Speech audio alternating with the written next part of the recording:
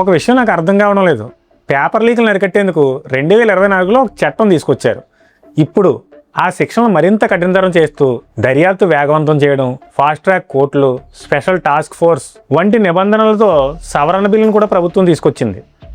దానిని ప్రతిపక్షంలోని కొందరు సభ్యులు ముందు పూర్తిగా పరిశీలించాలి, తర్వాతే ఆమోదించాలి అన్నారు. కానీ నాకు ఒక సందేహం.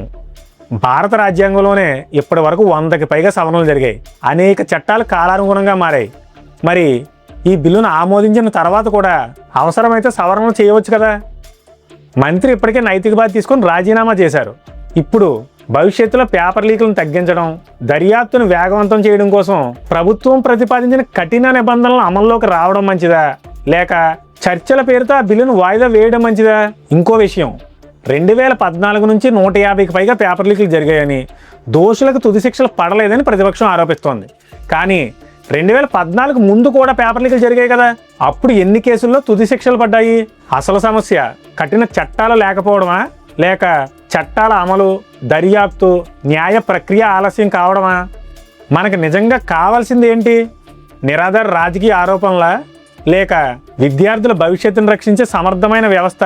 నేను సమాధానం చెప్పడం లేదు, ఒక ప్రశ్న మాత్రమే అడుగుతున్నాను. I'm just asking.